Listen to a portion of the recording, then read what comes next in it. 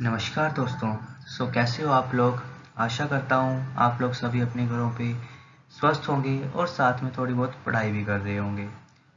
आज हम फिर से एक और इंटरेस्टिंग टॉपिक लेके आए हैं जो है chapter 3 maths class 10 pair of linear equation in two variables. इस चैप्टर में हम स्टडी करने वाले हैं कि हम कैसे एक इक्वेशन को ग्राफिकल फॉर्म में रिप्रेजेंट करेंगे।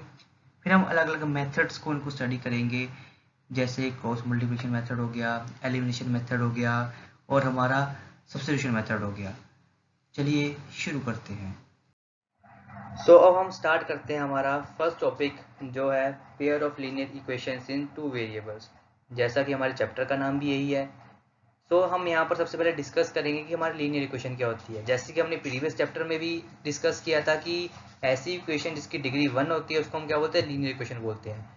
एंड टू वेरिएबल्स मीन्स इसमें कुछ एक्स और वाई की टर्म्स होंगी, मतलब एक एक्स वेरिएबल होगा, एक वाई वेरिएबल होगा। जैसे मैंने क्वेश्चन ले ली a x plus b y plus c is equal to 0। ये हमारी लीनियर इक्वेशन भी है क्योंकि इसकी डिग्री 1 है और यहाँ पर दो वेरिएबल्स हैं एक्स एंड वाई। अगर मेरे को पेयर चाहिए तो मैं इनको अलग अलग नाम दे दूंगा, a1x plus b1y plus c1 is equal to 0। ये हमारी क्वेश्चन नंबर 1 बन जाएगी। Then a2x plus b2y plus c2 is equal to 0, ये हमारी क्वेश्चन नंबर 2 बन जाएगी। अब हम इन्हीं का यूज करके देखेंगे कि हमारी लाइंस कैसे बनती हैं, कि अगर इनकी अलग अलग वैल्यूज आती हैं, क्या हमारी लाइन इंटरसेक्टिंग है बन रही है, या हमारी लाइन कोइंसिडेंट है, या हमारी लाइन पैरेलल है। सबसे पहले हम ये डिस्कस कर लेते हैं। पहला, अगर हमारा a1 divide by a2 equal नहीं है b1 डिवाइड बाई b2 के, तो उस केस में हमारी लाइन कौन सी होंगी, intersecting lines. Intersecting lines. And अगर हमारा a1 divide by a2 equal है b1 डिवाइड बाई b2 के और वो आगे इक्वल है c1 डिवाइड बाई c2 के, तो इन लाइंस को हम क्या बोलेंगे, उस केस में ये होंगी coincident line.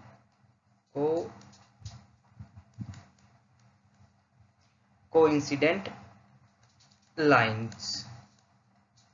And third condition है हमारी, जिस कंडीशन में अगर हमारा a1 divide by a2 is equal to b1 divide by b2 and b1 divide by b2 is not equal to c1 divide by c2, तो उस केस में हमारी लाइंस क्या होंगी, पैरेलल लाइंस होंगी।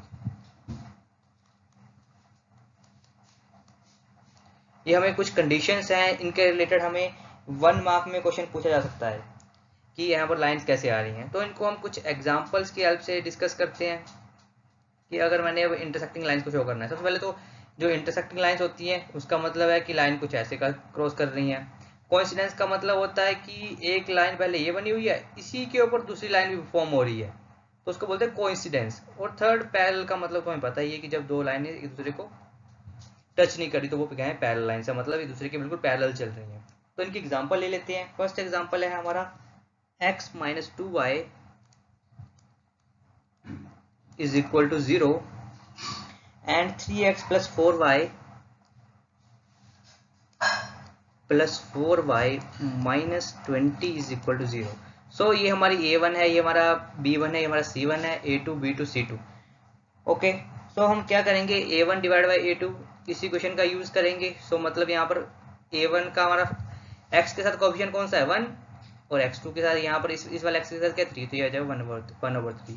दूसरी वाली क्या है, -2 डिवाइड बाई 4, और तीसरा क्या है 0/-20 या -20.0। तो ये देखो, इसका अगर हम कैंसिल आउट करेंगे तो बन जाएगा 1 डिवाइड बाई 2। तो यहाँ पर देखो ये वाले फैक्टर दूसरे के इक्वल नहीं, ये तो है ही 0 है, तो यहाँ पर दो ही फैक्टर बने, तो यहाँ पर लाइंस क्या होंगी, इंटरसेक्टिंग लाइंस होंगी। और अगर हमारा दूसरा फैक्टर है, जैसे अगर मैं दूसरा फैक्टर कंसीडर करूँ, जैसे 2x plus 3y minus 9 is equal to 0, and अगली इक्वेशन कंसीडर करें 4x plus 6y and minus 18 is equal to 0। फिर से हम वही थिंग यूज करेंगे, a1 डिवाइड बाई a2, ये a1 है, ये a2 है, is equal to b1 divide by b2 is equal to c1 divide by c2। अगर इन सभी को मैं डिवाइड करूंगा तो इसका आंसर था 1/2, इसका आंसर क्या था 1/2, एंड इसका आंसर भी क्या था 1/2। तो यहाँ पर देखो तीनों फैक्टर इक्वल है, तो इसका मतलब हमारी लाइन क्या है, कोइंसिडेंस लाइन है। और अब थर्ड इक्वेशन में कंसिडर करता हूँ x plus 2y minus 4 is equal to 0 and then second equation is 2x plus 4y minus 12 is equal to 0। यहाँ पर फिर से करेंगे तो a1 हमारा 1 है, a2 हमारा 2 है, उसी तरह v1 4, b2 हमारा v1 2, b2 4 and c1 minus 4 और माइनस 12। तो इनको जब करते हैं कट 1/2 यहाँ आता है 1/3। तो यहाँ पर देखो ये दोनों फैक्टर तो इक्वल हैं, बट से फैक्टर इक्वल नहीं है। तो इस लाइन में, इस केस में लाइनें कैसे होंगी, पैरेलल होंगी। ये वाली लाइन क्या होगी, ये वाली को इंसिडेंस लाइन होगी, मतलब अपने बात को रिट्रेस करेगी। और ये वाली लाइनें कैसे होंगी, इंटरसेक्टिंग लाइन्स होंगी। इनको हम ग्राफ्स की हेल्प से भी देख सकते हैं। इन्हीं के ग्राफ में आगे आपको शो करूंगा अगली स्लाइड में। अब हमने जो इक्वेशंस लिखी है पिछली स्लाइड में, हम उनको डिस्कस करेंगे, मतलब उसको वेरीफाई करने की कोशिश करेंगे। तो हमारी इक्वेशन क्या थी इंटरसेक्टिंग लाइन के लिए, the equation is x minus 2y is equal to 0 and next one is 3x plus 4y minus 20 is equal to 0। So हमारी इक्वेशन 1 होगी, हमारी इक्वेशन 2 होगी। फाइंड कैसे करेंगे, फर्स्ट हमारा x is equal to 2y लिख देंगे इसको हम। अब हम क्या करेंगे, एक यहाँ पर बॉक्स बना लेंगे जिसमें हम x और y की वैल्यूज को 1 बाय 1 लिखेंगे। मीन्स हम एक की वैल्यू को खुद कंसीडर करेंगे, दूसरी वैल्यू फाइंड करेंगे। तो अगर मैं यहाँ पर y की वैल्यू को 1 लेता हूँ तो देखो यहाँ पर x इज इक्वल टू क्या बन जाएगा, x is equal to 2 into 1 which is equal to 2। तो यहाँ पर x लिख देते हैं, यहाँ पर y लिख देते हैं। जब y 1 था तो x की वैल्यू आ गई 2। उसी तरह जब हम y की वैल्यू को पुट कर लेते हैं 2 तो हमारे पास x की वैल्यू क्या आ जाएगी, x की वैल्यू इज 4। सो मीन्स यहाँ पर अगर 2 है तो यहाँ 4 आ जाएगा। उस तरह अगर मैं 3 रखूँ यहाँ पर y की तो यहाँ 6 आ जाएगी हमारे। यहाँ पर ये पॉइंट मिल गए। उसी तरह हम इस इक्वेशन के पॉइंट फाइंड करेंगे। तो अब इसको कैसे फाइंड करेंगे, सबसे पहले तो हमें टर्म्स को दूसरी साइड लेके जाना पड़ेगा। तो ये क्या जाएगा 20 को अगर मैं दूसरी साइड लेके जाऊँ तो बन जाएगा 20 माइनस का प्लस एंड प्लस 4y वहां जाके क्या बन जाएगा माइनस 4y। यहाँ से हमारे x की वैल्यू क्या आ जाएगी, implies x is equal to 20 minus 4y divide by 3। Again यहाँ पर हम वैल्यूज पुट करेंगे। तो यहाँ पर सिंपली मैं दो वैल्यूज कंसीडर करूंगा, उन्हीं से हमें पता चल जाएगा कि यहाँ पर ये इंटरसेक्टिंग लाइंस है या नहीं है। यहाँ पर हमने ले लिया x, यहाँ पर ले लिया हमने y। तो देखो जब हमारा यहाँ पर y 0 होगा, मीन्स अब अगर हमारा अगर y 0 है तो x की वैल्यू कितनी आ गई 20 डिवाइड बाई 3 मीन्स 6.66। जब हमारा सपोज करो x 0 है, x हमने 0, जब हमने x 0 पुट किया तो यहाँ पर x मल्टीप्लाई होगा, ये 0 हो जाएगा। 4 करके दिखाता हूँ आपको मैं, 0 is equal to 20 minus 4y divide by 3। तो यहाँ से जो क्रॉस मल्टीप्लाई करेंगे 0 हो गया। हमारे पास बचा क्या 4y इज इक्वल टू 20, क्योंकि मैं 4y को इस साइड ले गया, नेगेटिव का पॉजिटिव बन गया तो y की वैल्यू कितनी आ गई 5 आ गई। तो मतलब जो x 0 था y की वैल्यू 5 आ गई। तो हम क्या करेंगे, यहाँ पर मैं आपको ग्राफ ड्रॉ करा कर दिखाऊंगा। ग्राफ है ये वैसे तो एक, हमें बताया कि हमारे ग्राफ में ये होती है हमारी x एक्सिस, ये पॉजिटिव x एक्सिस, ये पॉजिटिव y एक्सिस, ये हमारी नेगेटिव x एक्सिस और ये हमारी नेगेटिव y एक्सिस, और ये हमारा ओरिजिन। यहाँ पर हम values consider 1 2 3 4 5 and here also 1 2 3 4 and 5, यहाँ पर 6 भी कंसीडर कर लेते हैं। तो देखो पहली वैल्यू जब y 1 था तो x की वैल्यू क्या थी 2, तो हमारी उसी तरह जब y 2 था तो हमारी x की वैल्यू कितनी आ गई 4। सो मीन्स यहाँ पर हमारी कोई वैल्यू यहाँ पर आ गई। फर्स्ट हमारा यहाँ पर, सेकंड हमारा पॉइंट यहाँ पर, और थर्ड हमारा जब पॉइंट 3 था तो उसकी इस वैल्यू की 6, तो यहाँ पर। तो मतलब यहाँ पर कुछ लाइन इस तरह से बन रही है ये लाइन। ओके, उसी तरह जब हम y की वैल्यू 0 है तो हमारी x की वैल्यू कितनी 6 पॉइंट समथिंग, तो हमारा 6 पॉइंट समथिंग ये वाला पॉइंट आ गया। उसी तरह जब हमारा x 0 है तो यहाँ पर y की वैल्यू 5 है। तो अगर इन दोनों को मिलाएंगे, देखो यहाँ से कुछ ऐसी लाइन मिलेगी। तो यहाँ पर ये क्या बन रही है, इंटरसेक्टिंग लाइन, इंटरसेक्टिंग लाइन, जो कि हमने वहां पर बताया भी था a by b a1 divide by b1 is not equal to a1 divide by a2 is not equal to b1 divide by b2। तो ये हमारी कंडीशन होती है किसकी, इंटरसेक्टिंग लाइंस की। अब मूव करते हैं नेक्स्ट पार्ट। अब हम डिस्कस करेंगे कंसिस्टेंट एंड इनकंसिस्टेंट इक्वेशंस के बारे में कि कौन सी इक्वेशंस होती हैं जो कंसिस्टेंट होती हैं और कौन सी इनकंसिस्टेंट होती हैं। तो सबसे पहले हम कंसिस्टेंट देख लेते हैं। अब कंसिस्टेंट इक्वेशन कौन सी होती है, कंसिस्टेंट इक्वेशन, अब ऐसी इक्वेशन जिसमें हमें एक डेफिनेट सॉल्यूशन मिलता है, मतलब जब लाइन इंटरसेक्टिंग होती है, condition a1 a2 is not equal to b1 divide by b2, ऐसी लाइन को हम क्या बोलते हैं, कंसिस्टेंट इक्वेशन बोलते हैं। एंड सेकंड आती है इनकंसिस्टेंट। अब वो वाली इक्वेशन जिसमें पैरेलल लाइंस होती हैं और जो कोइंसिडेंस लाइन होती है, मतलब a1 divide by a2 is equal to b1 divide by b2 is equal to c1 divide by c2 and a1 divided by a2 is equal to b1 divided by b2 which is not equal to c1 divided by c2. So consistent equations has only one solution. हमें एक solution मिलेगा, मतलब दो लाइनें intersect कर रही होंगी तो हमें उसके अकॉर्डिंग एक ही solution मिलेगा। बट इनकंसिस्टेंट में और हमारे पास ये पैरेलल लाइंस, ये वाला है पैरेलल लाइंस के लिए और ये वाला हमारा कौन सा है, कोइंसिडेंस लाइन के लिए। तो इसमें हमारे पास बहुत सारे सोल्यूशन होते हैं और पैरेलल लाइन के इसमें तो हमारे पास इनफाइनाइटली मैनी सॉल्यूशंस होते हैं, तो इसलिए ये इनकंसिस्टेंट है। और इस केस में भी हमें एक से ज़्यादा सॉल्यूशन मिलते हैं कोइंसिडेंस लाइन के लिए। So that's why these are inconsistent equations and the first one is consistent equation. तो हम इसके लिए एग्जांपल ले लेते हैं, बहुत इजी क्वेश्चन है ये। जैसे पहला ले लेते हैं 3x plus 2y is equal to 5 and second दिया है 2x minus 3y is equal to 7। वही करेंगे, a1 divide by a2 means 3 divide by 2 which is equal to 2 divided by minus 3 which is equal to minus 5 minus 7 means 5 और 7। तो यहाँ से देखो, यहाँ पर हमारा ये फैक्टर इसके इक्वल नहीं है। जब हमारा कोई फैक्टर इक्वल नहीं होता तो हमें क्या, कौन सी लाइन मिलती है हमें, तो इंटरसेक्टिंग लाइंस मिलती हैं। तो इंटरसेक्टिंग लाइन का मतलब क्या होता है, कंसिस्टेंट हमारे पास इक्वेशन मिली है। एक और एग्जांपल कंसीडर करते हैं, जैसे यहाँ पर 2x minus 3y is equal to 8 and हमारे पास दिया हुआ है 4x minus 6y is equal to 9।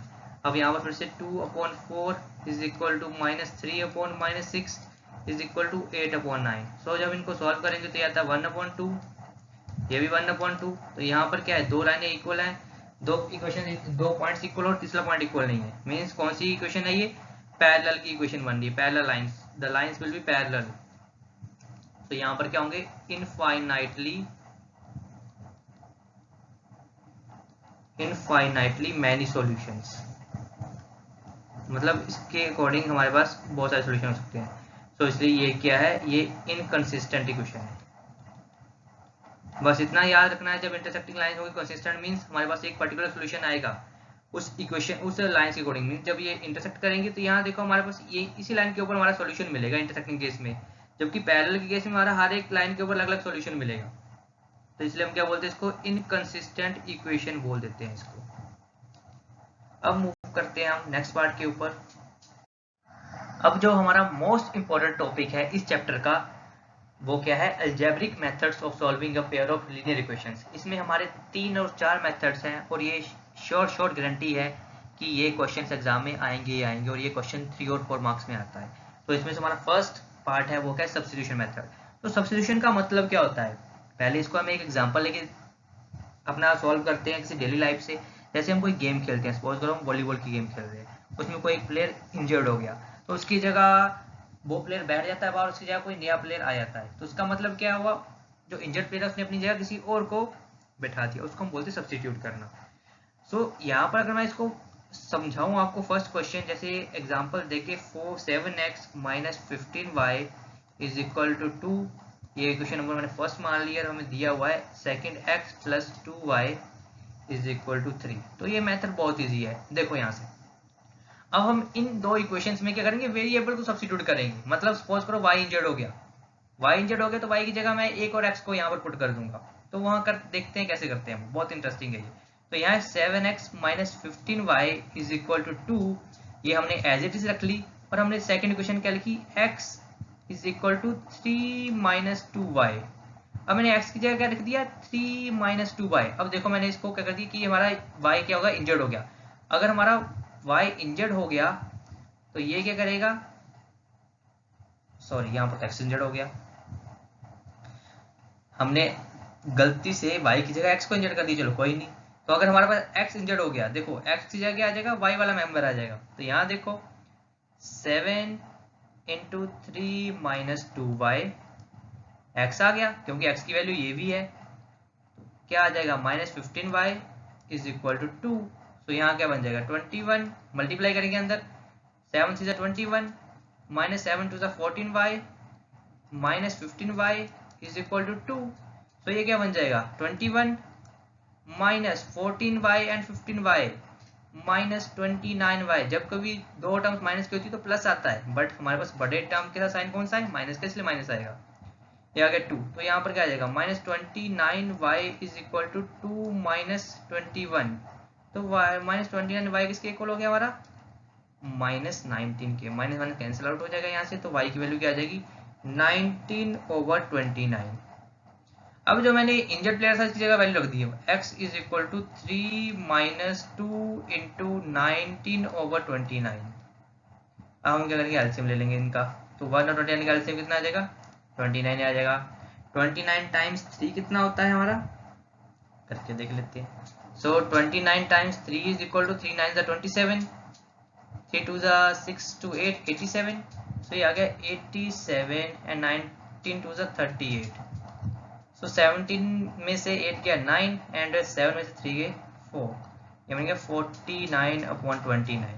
सो बस हमने सब्स्टिट्यूट करके एक्चुअल वैल्यू y की वैल्यू निकाल दी। तो इस मेथड में हम इसी तरह टाइप के क्वेश्चंस करेंगे। और जो आगे इसके ज़्यादा न्यूमेरिकल प्रॉब्लम्स हैं जिसमें हमें इक्वेशंस खुद बनानी पड़ेगी, वो हम अगले लेक्चर में डिस्कस करेंगे जब अगली वीडियो आएगी। टिल देन आप इन सभी क्वेश्चंस को अच्छे से करिए, इनमें भी 3 मार्क्स के क्वेश्चन तो पक्का आएंगे। तो मैं आशा करता हूँ आपको ये वीडियो पसंद आई होगी। अगर पसंद आई हो तो ज़्यादा से ज़्यादा लोगों को शेयर करें, ताकि ऐसे बच्चे कि जिनको कोई एक्सेस नहीं मिल रहा है, किसी भी तरह से गाइडेंस नहीं मिल रही है, वो भी इन वीडियोस का फ़ायदा उठा सके। सो ओके बाय, अपना ध्यान रखो और खुद को सैनिटाइज करते रहो।